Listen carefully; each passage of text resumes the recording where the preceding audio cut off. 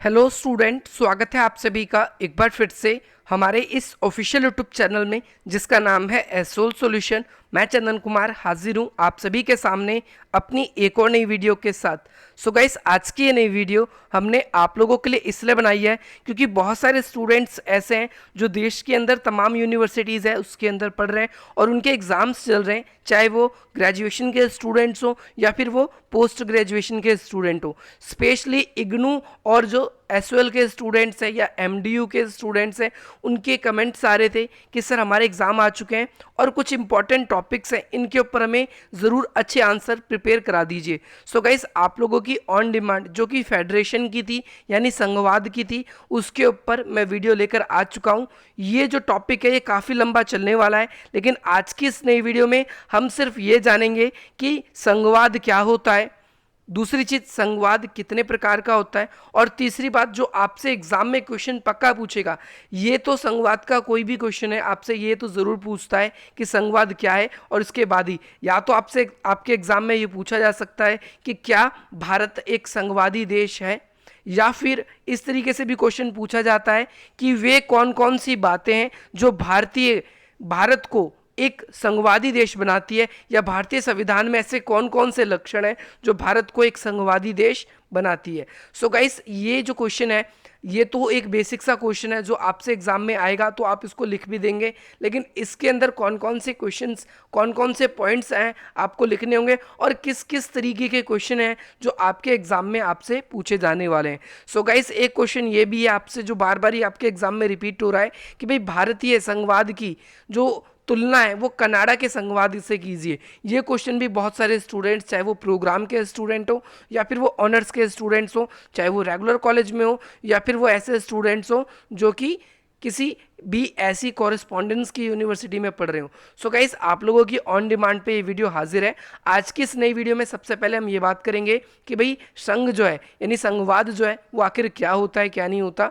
तो चले guys, starting से बात करते हैं, बिल्कुल जीरो से। आप लोगों को इसी तरीके से एज इट इज़ आंसर लिखना है। सबसे पहले किसी भी क्वेश्चन को स्टार्ट करने से पहले हमें इंट्रो देना होता है, तो यहाँ पर भी हम संघवाद का पहले इंट्रो देंगे कि भाई जो संघ शब्द है इसे इंग्लिश में फेडरेशन कहते हैं। क्या कहते हैं? फेडरेशन कहते हैं। और जो ये फेडरेशन शब्द है ये लैटिन भाषा के एक शब्द फेडस, किससे? फेडस से निकला है, जिसका अर्थ होता है संधि या समझौता। फिर से रिपीट कर रहा हूं मैं कि भाई जो संघ शब्द है इसे अंग्रेजी में फेडरेशन कहा जाता है, और जो फेडरेशन है ये एक लैटिन भाषा का शब्द है जिसका अर्थ होता है संधि या समझौता। आई होप आपको ये क्लियर हो गया होगा। अब हम बात करेंगे जो संघ है यानी जो संघवाद है वो कितने प्रकार का होता है। तो संघवाद अगर हम देखेंगे तो बेसिकली ये दो प्रकार का होता है। सबसे पहला प्रकार अगर हम बांटें तो इसको एक वो प्रकार जिसे इंडिया, कनाडा ऐसे देश फॉलो करते हैं, और दूसरा ऐसा संघवाद जिसे अमेरिका, स्विट्जरलैंड या अन्य देश जो है वो फॉलो करते हैं। चलिए एक एक करके स्टार्ट करते हैं दोनों प्रकार के बारे में। यानी संघवाद का एक सिंपल सा मीनिंग मैं आपको बता दूं तो संघवाद का मतलब पहले आप समझिए, उसके बाद आप इसके प्रकार को भी समझ जाएंगे। संघवाद का मतलब होता है दो स्तर पे शासन। संघवाद का मतलब होता है दो स्तर पे शासन, एक केंद्र स्तर पर जिसे सेंट्रल बोलते हैं, और दूसरा होता है आपका स्टेट के स्तर पर जिसे हम राज्य स्तर भी बोलते हैं। तो यहाँ पर दो स्तर पे शासन जरूर होगा, चाहे संघवाद का कोई सा भी प्रकार हो, चाहे वो भारत का प्रकार हो या फिर अमेरिका या स्विट्जरलैंड में जो प्रकार चलता है या वो प्रकार हो। तो सिंपली हम क्या बात करेंगे, सिंपली हम बताएंगे जब दो या दो से अधिक देश मिलकर किसी एक तीसरे देश को केंद्र बनाते हैं, यानी इस जगह पर देश मिलकर किसी एक को केंद्र बनाते हैं और उनके द्वारा जो भी नियम बनाए जाते हैं वो उन तीनों पर लागू होते हैं, तो इसे संघवाद कहते हैं। ये संघवाद का टाइप 1 है। फिर से रिपीट कर रहा हूं, जब दो या दो से अधिक देश, जैसे अमेरिका है, अमेरिका में आप सबको पता है कि 50 से अधिक देश हैं, उन सभी देशों ने मिलकर क्या कर रखा है, वॉशिंगटन डीसी जो है उसकी राजधानी केंद्र है, वहां पर दो स्तर पे शासन हमें पूरे के पूरे यूएसए के अंदर देखने को मिलता है। एक तो पूरे यूएसए का और दूसरा उनके जो स्टेट्स हैं वो अलग। तो यहाँ पर यही बात हुई है कि ऐसे शासन का एक ऐसा प्रकार जहाँ पर देश की सरकारें क्या करती है, दो या दो से अधिक सरकारें जो होती है मिलकर किसी एक को केंद्र बनाती है, और वहाँ से जो नियम कायदे कानून बनाए जाते हैं वो अन्य जगहों पर भी लागू होते हैं। तो वो एक प्रकार होता है जैसा कि अमेरिका और स्विट्जरलैंड में मौजूद है। इसके अलावा दूसरा एक संघवाद का प्रकार ये भी होता है जिसे हम एकात्मक राज्यों का संघवाद भी बोलते हैं। इसमें क्या होता है कि एक ही देश अपने कई टुकड़े कर लेता है और उसके बाद वहाँ पर दो स्तर पे शासन होता है, जैसे इंडिया, जैसे कि भारत में भी कुछ इसी प्रकार से किया क्या है कि भाई भारत पूरा एक भारत की सरकार हो गई और दूसरा भारत के अंदर भारत ने अपने आप को छोटे छोटे राज्यों में विभाजित कर रखा है। तो हम क्या पाते हैं, हम यहाँ पर ये पाते हैं कि भाई भारत जो है, भारत में दो भागों में भारत को विभाजित किया गया है। भारत की जो शासन व्यवस्था है उसको दो भागों में विभाजित किया गया है, एक केंद्र स्तर पर और दूसरा राज्य स्तर पर। तो इस तरीके से ये जो इस प्रकार की शासन व्यवस्थाएं हैं, जो इस प्रकार की संघवाद है, वो कहाँ पर है, कनाडा में, भारत में। तो ये दूसरा प्रकार है। यहाँ पर अब हम बात करेंगे वे सभी पॉइंट्स, वे सभी बातें जो भारत को संघवादी देश बनाती है, या ऐसे कौन कौन से पॉइंट हैं जो भारत को एक फेडरेशन का देश बनाती है। तो सबसे पहली बात, फेडरेशन की सबसे पहली कंडीशन है कि लिखित संविधान होना चाहिए, और यहाँ पर है भारत का जो संविधान है वो लिखित संविधान है। और दूसरी बात करें तो भारत का जो संविधान है विश्व के सबसे विशालतम संविधानों में से एक है। तो भारत का जो संविधान है वो लिखित संविधान है, आपको सबसे पहली चीज़ ये याद रखनी है भाई। और जहाँ पर भी संवाद होता है वहाँ पर ये ज़रूरी होता है, ये बहुत ज़्यादा इंपॉर्टेंट हो जाता है कि संविधान लिखा हो, क्योंकि शक्ति का वहाँ पर बंटवारा होगा। कैसे होगा जरा मैं आपको बता देता हूँ कि दो स्तर पर शासन होगा, एक केंद्र स्तर पर और दूसरा राज्य स्तर पर। अगर सेंट्रल पे हो रहा है और दूसरा स्टेट पे हो रहा है, अगर दोनों में जो संविधान लिखित नहीं होगा, दोनों के जो कायदे कानून लिखित नहीं है, तो दोनों के बीच में कई बार हमें संघर्ष देखने को मिल सकता है। इसीलिए संघवादी शासन व्यवस्था में केंद्र और राज्यों के बीच में एक समझौते के प्रकार का होता है, और इसीलिए यह ज़रूरी है कि इस समझौते की सारी बातें क्या हो, लिखी हो, ताकि केंद्र और राज्य को मालूम हो कि भाई उनके पास में क्या अधिकार है और कौन सी शासन व्यवस्था क्या निर्णय ले सकती है, क्या निर्णय नहीं ले सकती। इसके साथ साथ देखेंगे भारतीय संविधान न केवल लिखित है बल्कि संसार का अन्य संविधानों में सबसे अधिक जटिल भी है और सबसे अधिक लंबा संविधान भी है। संविधान निर्माताओं ने भारतीय संविधान में छोटी से छोटी और बड़ी से बड़ी सभी बातों को शामिल करने का प्रयास किया है। इसी कारण से भारत का जो संविधान है वो बहुत ही ज़्यादा विस्तृत संविधान बन गया है। अब यहाँ पर अगर हम देखें, जिसमें केंद्र और राज्यों के बीच में विवाद ना हो, झगड़े ना हो, इसके लिए सभी की सभी शर्तें, सभी के सभी नियम, सभी के सभी कानूनें, सभी के सभी प्रावधान लिखित होना ज़रूरी है। दूसरी बात हम करते हैं, भारतीय संविधान जो है उसके अंदर हमें संशोधन प्रणाली दिखाई देती है। संशोधन यानी अमेंडमेंट। इसकी वजह से भी जो भारतीय संविधान है वो संघवाद के एक लक्षण के अंदर आता है। यहाँ पर हम बात करेंगे संघीय शासन व्यवस्था में न केवल लिखित बल्कि कठोर संविधान भी होता है, जैसे अमेरिका, ऑस्ट्रेलिया, स्विट्ज़रलैंड, इन सभी देशों के जो संविधान हैं उनमें संशोधन प्रणाली बहुत ही ज़्यादा कठोर है। लेकिन भारतीय संविधान की बात करें तो भारत में 3 तरीके से संविधान में संशोधन किए जाते हैं। पहला सामान्य बहुमत, दूसरा विशेष बहुमत और तीसरा विशेष बहुमत प्लस में राज्य की आधी विधायिकाओं का भी अनुमोदन होना चाहिए। तो इस तरीके से हम यहाँ पर बात करते हैं, हम यहाँ पर ये पाते हैं कि भाई भारतीय संविधान जो है इसमें संशोधन प्रणाली है, और ये संशोधन प्रणाली भारत के एक संघवादी राज्य होने का एक लक्षण बताती है। तीसरी बात है संविधान की सर्वोच्चता। संविधान की सर्वोच्चता, इसका क्या मतलब है? इसका मतलब यह है कि भारत में ना तो केंद्र सरकार ना ही राज्य सरकार, इनमें से कोई भी संविधान से सबसे बड़ा नहीं है। जहाँ पर संविधान की सर्वोच्चता है तो हम यहाँ पर कह सकते हैं कि भाई चाहे केंद्र की सरकार हो चाहे राज्य की सरकार हो, दोनों को संविधान के जरिए ही शक्ति मिली है, और कल को अगर हम चाहें तो संविधान के जरिए उनकी सरकारों को, उनकी या फिर उनकी जो भी पावर्स है उनको ख़त्म भी कर सकते हैं अगर हम संविधान में परिवर्तन कर देते हैं तो, यानी संविधान में अगर हम कोई संशोधन कर देते हैं। चौथी बात है वैध शासन प्रणाली।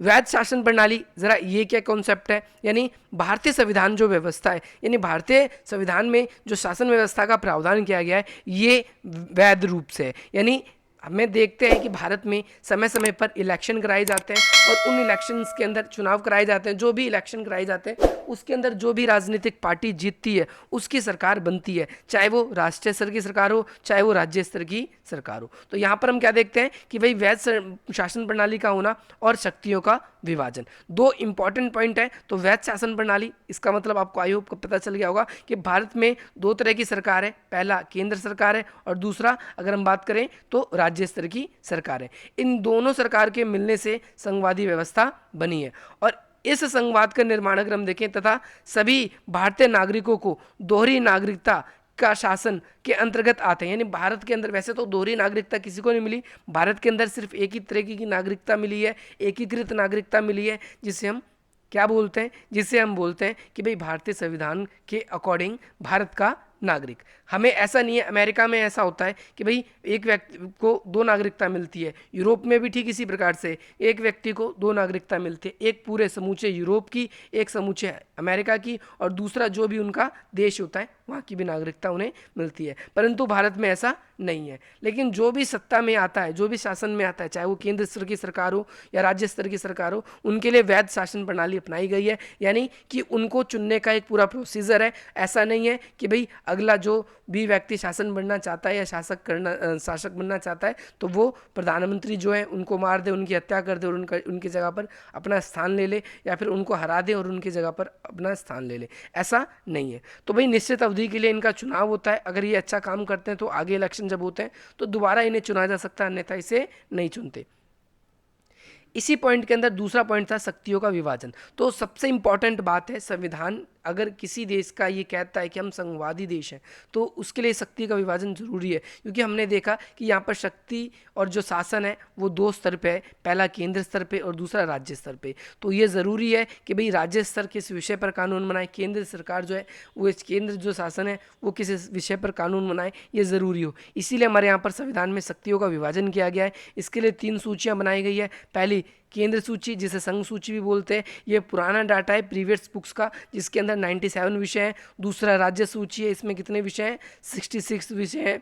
और इसके साथ साथ समवर्ती सूची, इसमें कितने विषय हैं, 47 विषय हैं।